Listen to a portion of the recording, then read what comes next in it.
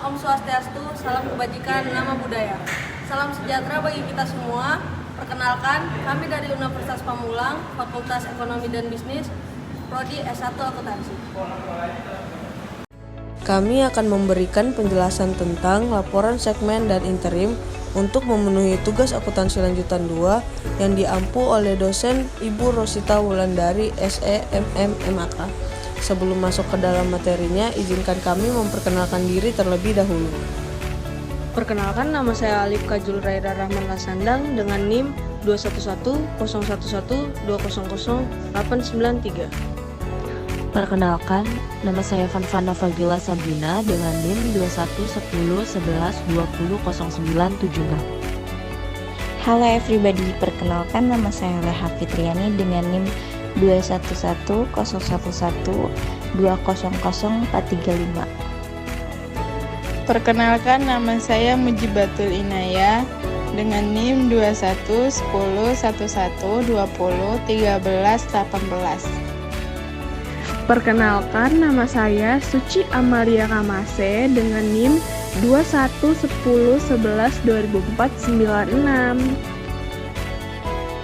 Perkenalkan, nama saya Zahra Aurelia Sari dengan NIM 211111200056.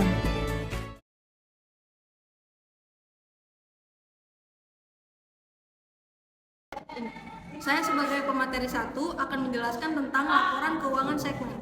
Laporan keuangan segmen adalah komponen suatu entitas yang terlibat dalam aktivitas bisnis yang menghasilkan pendapatan dan menimbulkan beban, yang memiliki hasil operasional yang secara rutin direview oleh pengambil keputusan perusahaan, yang utama untuk mengalokasikan sumber daya kepada segmen dan menilai kinerjanya. Tersedia informasi keuangan yang dapat dipisahkan jika pengambilan keputusan operasi menggunakan lebih dari satu bentuk informasi segmen, maka faktor lain dapat digunakan untuk mengidentifikasi suatu bentuk komponen tunggal sebagai segmen operasi. Tujuan dari laporan keuangan segmen yaitu pertama, IFRS 8 menetapkan prinsip-prinsip pelaporan informasi berdasarkan segmen operasi, yaitu informasi mengenai aktivitas bisnis yang beragam dari sebuah entitas dan lingkungan ekonomi tempat beroperasi yang berbeda.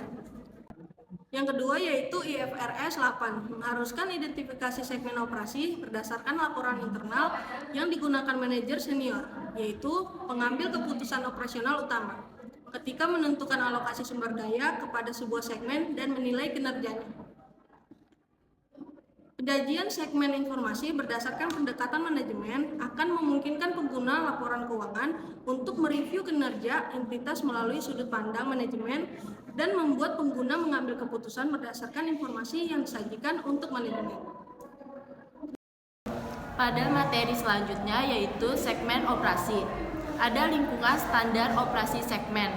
Standar ini berlaku untuk laporan keuangan entitas tersendiri dan laporan keuangan konsolidasi grup, yang mana induk perusahaan memiliki sekuritas, ekuitas, atau utang yang diperdagangkan di pasar modal atau yang sedang dalam proses menerbitkan instrumen tersebut. Yang kedua yaitu ada sebuah segmen operasi adalah komponen suatu entitas. Yang pertama, yang terlibat dalam aktivitas yang menghasilkan pendapatan dan menghasilkan beban. Yang kedua, yang memiliki hasil operasi secara rutin direview oleh pengambilan keputusan perusahaan yang utama untuk mengalokasikan sumber daya kepada segmen dan menilai kinerjanya. Yang terakhir, dengan ketersediaan informasi keuangan diskrit. Yang ketiga ada segmen yang dilaporkan adalah hasil operasi dari penjumlahan 2 atau lebih segmen operasi yang memenuhi salah satu kriteria kuantitatif berikut. Yang pertama ada pendapatan yang dilaporkan mencakup penjualan kepada pelanggan eksternal dan penjualan atau transfer antara segmen merupakan 10% atau lebih dari pendapatan gabungan ada internal dan eksternal dari seluruh segmen operasi. Yang kedua, laba absolut yang dilaporkan merupakan 10% atau lebih dari laba gabungan yang dilaporkan dari seluruh segmen operasi yang tidak melaporkan kerugian. Terakhir, ada aset yang dimiliki 10% atau lebih dari gabungan aset seluruh segmen operasi. Pada materi selanjutnya, perlakuan akuntansi pada segmen. IFRS 8 tidak menentukan pendapatan segmen, beban segmen, laba atau rugi segmen, aset segmen, atau liabilitas segmen. Namun demikian, standar menentukan bahwa entitas harus menjelaskan pengukuran laba atau rugi segmen, aset segmen, dan liabilitas segmen untuk masing-masing segmen. Yang dilaporkan setidaknya sebuah entitas harus mengungkapkan sifat perbedaan sebagai berikut. Yang pertama, basis akuntansi untuk transaksi antar segmen yang dilaporkan. Yang kedua, pengukuran laporan laba rugi segmen yang dilaporkan dan laba rugi entitas. Yang ketiga, pengukuran aset segmen yang dilaporkan dan aset entitas. Yang keempat, pengukuran liabilitas segmen yang dilaporkan dan liabilitas entitas. Yang kelima, periode akuntansi dan metode pengukuran yang digunakan untuk menentukan laba atau rugi segmen yang dilaporkan dan pengaruh dari selisih tersebut terhadap besaran laba atau rugi segmen. Yang terakhir, alokasi untuk segmen yang dilaporkan. Selanjutnya ada penyajian dan pengungkapan segmen. Suatu entitas harus mengungkapkan faktor-faktor yang digunakan untuk mengidentifikasi segmen dilaporkan. Contohnya seperti yang pertama itu dasar organisasi yang terdiri dari produk dan jasa, area geografis, lingkungan regulasi, atau gabungan faktor-faktor sebelumnya. Yang kedua, apakah segmen operasi telah digabungkan menjadi satu, dan yang terakhir, jenis produk dan jasa yang merupakan sumber pandangan, sumber pendapatan dari masing-masing segmen yang dilaporkan. Materi selanjutnya adalah laporan keuangan interim. Adalah laporan keuangan yang berisi laporan keuangan komplit atau ringkasan untuk periode interim. Periode interim adalah sebuah periode pelaporan keuangan yang lebih pendek dari 1 tahun keuangan penuh.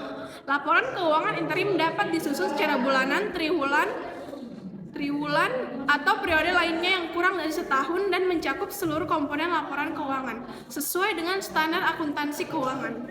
Secara konseptual, laporan keuangan interim menyediakan informasi yang lebih tepat waktu tetapi kurang lengkap dibandingkan dengan laporan keuangan tahunan. Tujuannya adalah untuk mengatur isi minimal dari sebuah laporan keuangan interim dan menjelaskan prinsip pengakuan dan pengukuran laporan keuangan interim serta menyediakan informasi terbaru atas laporan tahunan berakhir. Selanjutnya adalah pelaporan keuangan interim. Berikut adalah 3 prinsip dasar pengakuan dan pengukuran yang dinyatakan dalam IAS 34. 1. Suatu entitas harus menerapkan kebijakan akuntansi yang sama dalam laporan keuangan interim. Kecuali untuk perubahan kebijakan akuntansi yang dilakukan setelah tanggal laporan tahun terakhir akan tercermin dalam laporan keuangan berikutnya. 2. Pendapatan yang diterima dalam musiman secara siklus atau sesekali dalam 1 tahun keuangan tidak boleh diantisipasi atau ditunda karena adanya laporan interim. Yang ketiga, biaya yang terjadi secara tidak merata selama setahun keuangan entitas tidak dapat diantisipasi atau ditunda untuk keperluan pelaporan interim. Hanya jika hal tersebut juga wajar dilakukan pada akhir tahun keuangan. Materi yang berikutnya yaitu ruang lingkup laporan interim. Standar ini berlaku untuk entitas yang menerbitkan laporan keuangan interim yang mencakup periode yang lebih pendek dari 1 tahun keuangan penuh. Standar ini berlaku dalam pelaporan tersebut diwajibkan oleh hukum atau aturan yang berlaku maupun jika entitas secara sukarela menerbitkan laporan interim. Laporan keuangan interim berisi setidaknya komponen-komponen sebagai berikut. Yang pertama, laporan posisi keuangan ringkasan. Yang kedua, laporan laba rugi komprehensif ringkasan. Yang ketiga, laporan arus kas. Kenapa lah, terusin aja. Yang ketiga yaitu laporan arus kas ringkasan. Yang keempat, laporan perubahan ekuitas ringkasan. Dan yang kelima yaitu catatan penjelas tertentu. Yang selanjutnya yaitu ada bentuk dan isi minimum yang ditentukan dari sebuah laporan keuangan interim mencakup hal-hal sebagai berikut. Yang pertama yaitu masing-masing komponen dan subtotal yang dimasukkan dalam laporan tahunan yang paling baru. Yang kedua, catatan penjelas tertentu yang disyaratkan oleh standar ini yang menunjukkan peristiwa dan transaksi signifikan dengan tujuan untuk menjelaskan perubahan dalam posisi keuangan dan kinerja entitas sejak laporan tahunan berakhir. Yang ketiga, pos-pos atau catatan tambahan yang jika dihilangkan akan mengakibatkan laporan interim akan menyesatkan. Yang keempat, laba per saham, dasar, dan lusinan yang harus disajikan pada bagian laporan laba komprehensif. Dan yang terakhir, ada laporan interim yang dibuat sebagai laporan konsolidasi disusun oleh sebagai perusahaan induk jika laporan tahunan terbaru juga dibuat konsolidasi. Selanjutnya, penyajian dan pengungkapan laporan interim. Catatan penjelasan minimum yang diwajibkan mencakup hal-hal berikut. Yang pertama, pernyataan bahwa kebijakan akuntansi telah diterapkan secara konsisten dan penjelasan mengenai perubahan dalam kebijakan yang terjadi sejak laporan keuangan tahunan terakhir dan pengaruh perubahan tersebut. Yang kedua, uraian penjelasan terhadap operasi musiman atau siklus entitas. Yang ketiga, sifat dan jumlah pos-pos yang memengaruhi aset, liabilitas, laba komprehensif lainnya, laba neto atau arus kas yang tidak biasa karena sifat, ukuran, dan saat terjadinya. Yang keempat, perubahan material dalam entitas, jumlah yang dilaporkan pada periode interim sebelumnya di tahun berjalan atau laporan tahunan sebelumnya.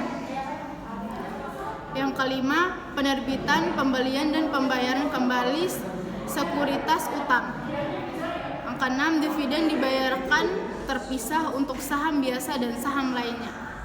Yang ketujuh, pendapatan dan laba segmen jika IFRS 8 berlaku untuk entitas tersebut, termasuk pendapatan eksternal jika dimasukkan dalam laporan laba dan rugi segmen, pendapatan antara segmen jika dimasukkan dalam laporan laba dan rugi segmen. Selanjutnya, besaran laba dan rugi segmen. Selanjutnya, jumlah aset yang dinilainya berubah secara material dan laporan tahunan terakhir. Deskripsi mengenai perbedaan dalam dasar segmen atau pengukuran laba sejak laporan tahun terakhir. Rekonsiliasi berdasarkan laba dan rugi dari seluruh segmen dilaporkan terhadap laba dan rugi sebelum pajak dan operasional dalam perhentian yang diakui entitas. Peristiwa material yang terjadi setelah tanggal laporan interim.